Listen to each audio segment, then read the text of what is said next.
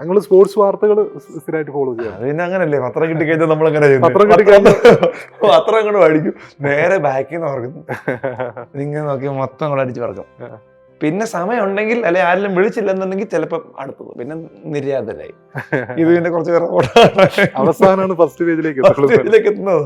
അതാണ് തോന്നി എനിക്കറിയാവുന്ന ആൾക്കാരെല്ലാം അങ്ങനെ നേരെ നോക്കുന്നത് നേരെ ബാക്കിലോട്ടാണ് സ്പോർട്സ് പേജ്.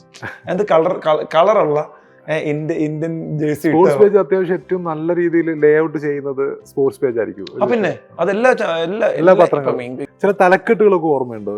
കോമഡിയാണ്. ഏതെങ്കിലും യുവരാജാവായി, യുവരാജ് കളിക്കുകയാണെങ്കിൽ വീരേന്ദ്രന്റെ അങ്ങനെയൊക്കെ മഹേന്ദ്രജാലം, അതൊക്കെ കോമഡി ആയിട്ട് വരും. പക്ഷെ എന്നാലും നമുക്കതൊക്കെ, പക്ഷെ ഇതിങ്ങനെ എഴുതി നമ്മളെ ആ ഒരു സ്റ്റാൻഡേർഡിലേക്ക് എത്തിക്കുന്നതാണ് ഇവരുടെ വിജയം. അത് വേറെ കാര്യം. അല്ല, പക്ഷെ ആ സമയത്ത് പത്രത്തിന്റെ അത്ര വാക്കുകളൊക്കെ ഉൾപ്പെടും. അതെ അതെ, അതിങ്ങനെ എഴുതി വെച്ചേക്കുന്ന കാണാൻ നമുക്ക് അത് വായിക്കുമ്പോ ചെറിയൊരു രോമാഞ്ചിഫിക്കേഷൻ ഒക്കെ ഉണ്ട്. അങ്ങനെയുള്ള ഏതെങ്കിലും വാക്കുകൾ ഓർമ്മയുണ്ടോ? ഇപ്പൊ യുവരാജാവായി, അത് ഓർമ്മയുണ്ട്.